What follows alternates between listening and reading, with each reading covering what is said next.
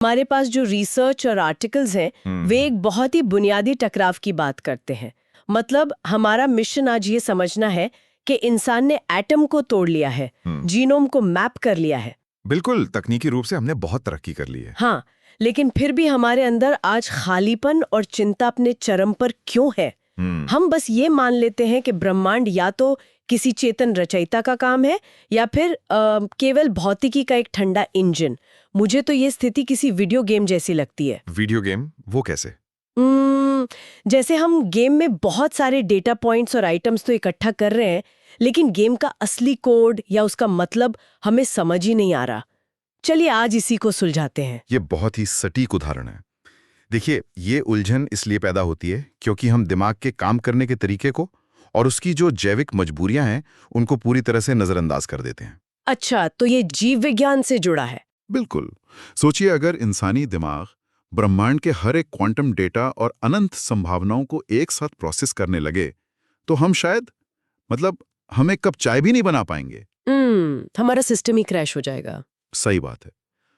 ऊर्जा बचाने और हमें जिंदा रखने के लिए हमारा जो सर्वाइवल मैकेनिज्म है वो इस विशाल और अराजक वास्तविकता को सुरक्षित लेबलों में बांट देता है, जैसे कि ईश्वर, अंतरिक्ष या भौतिकी।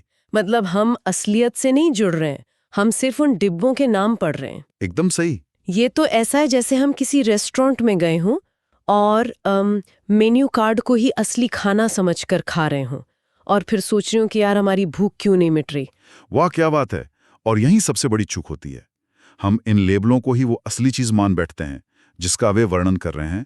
हम अपनी ही बनाई हुई परिभाषाओं के एक संग्रहालय में कैद हो जाते हैं। ये कारण है कि इतना सारा बाहरी ज्ञान होने के बावजूद लोग उस आंतरिक खालीपन को महसूस करते हैं, क्योंकि हम वास्तविकता को जी नहीं रहे हैं, केवल उसके बारे में पढ़ रहे हैं। पर एक मिनट रुकिए, मैं ये मान सकती हूँ कि हमने ईश्वर या भौतिक सिद्धांतों को अपनी सुविधा के लिए कोई लेबल दे दिया है, लेकिन समय और स्थान जैसी ठोस चीजों का क्या? आप स्पेस और टाइम की बात कर रही हैं? हाँ, क्या स्पेस और टाइम भी केवल हमारे दिमाग का भ्रम है? वे तो बहुत ही वास्तविक और भौतिक महसूस होते हैं ना? अगर हम भौतिकी के गहरे सिद्धांतों पर गौर करें तो समय कोई ऐसा स्वतंत्र आयाम नहीं है जिसे हम सीधे देख सकें।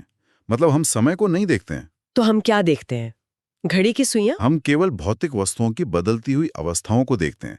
हम बस बदलाव के साक्षी बनते हैं और हमारा दिमाग तुरंत उस पर समय का लेबल लगा देता है। अच्छा, और स्पेस के साथ भी ऐसा ही है? बिल्कुल। स्थान यानी स्पेस के साथ भी यही होता है। बिना किसी देखने वाले के जो उस दूरी को प्रोसेस करे, स्पेस का कोई अर्थ ही नहीं है। ये ब्रह्मांड के निरपेक्ष नियम नहीं है। तो ये क्या है? ये केवल जैविक यूजर इंटरफेस हैं जो हमें इस दुनिया में नेविगेट करने के लिए, या कह लें कि जिंदा रहने के लिए मिले हैं। बाप रे। अगर स्पेस और टाइम सिर्फ दिमाग के बनाए हुए टूल या एक तरह का सॉफ्टवेयर हैं, तो फिर हमारा जो आध्यात्मिक नजरिया है वो कहाँ फिट बैठता है? क्या ईश्वर या किसी नियंत्रण करने वाली शक्ति का विचार भी बस एक इंटरफेस है? स्रोतों के अनुसार इसे किसी बाहरी स्थान पर बैठी इकाई के रूप में देखने के बजाय एक गहरी आंतरिक जागरूकता के रूप में समझा जाना चाहिए। जरा हमारे खुद के शरीर और दिमाग को देखिए। शरीर तो बस काम कर रहा है। बिल्कुल। भावनाएं, धड़कनें और विचार, ये सब कुछ बस अपने आप उभर रहे हैं। हमारा पूरा जैविक ढांचा एक तरह से ऑटो पायलट पर चल रहा है। यहाँ यह वास्तव में दिलचस्प हो जाता है। यह तो ऐसा है जैसे हम ऑटो पायलट पर चल रही कोई फिल्म देख रहे हैं। हम बस स्क्रीन के सामने बैठे हैं और दृश्य खुद ब खुद आगे बढ़ रहे हैं। सही कहा। अगर हम इस बात को समझ लें कि हमारे विचार और रोजमर्रा की चिंताएं भी इसी ऑटो पायलट का हिस्सा है, तो शायद वो तनाव और खालीपन जिसकी हमने शुरुआत में बात की थी काफी हद तक कम हो सकता है। और इस ऑटो पायलट के पीछे जो रहस्य छिपा है वही हमें असल स्पष्टता देता है। अगर हमारे विचार और शारीरिक प्रतिक्रियाएं खुद ब खुद हो रही हैं, तो वो कौन है जो चुपचाप इन सबको घटित होते हुए देख रहा है? एक देखने वाला भी तो है। हाँ, स्रोतों में इसे मौन दर्शक या शुद्ध चेतना कहा गया है। वही सच्चा केंद्र है जो दिमाग के इस यांत्रिक शोर से पूरी तरह से अलग है। तो इसका सीधा सा मतलब यह है कि ये जो पूरी बहस है कि एक चेतन ईश्वर है बनाम एक खाली अंतरिक्ष है, ये सब केवल एक भटकाव है। बिल्कुल। दोनों ही पक्ष सीमित मानवीय भाषा पर निर्भर करते हैं। वास्तविकता हमारी परिभाषाओं से कहीं ज्यादा बड़ी है। इसे शब्दों में नहीं बांधा जा सकता। इसे महसूस करना पड़ता है। हाँ, इसे केवल प्रत्यक्ष आंतरिक अनुभव के माध्यम से ही जाना जा सकता है। ब्रह्मांड तब तक सिर्फ एक अमूर्त विचार बना रहता है जब तक कि उसे खोजने वाला खुद के लिए एक रहस्य बना रहता है। क्या बात है।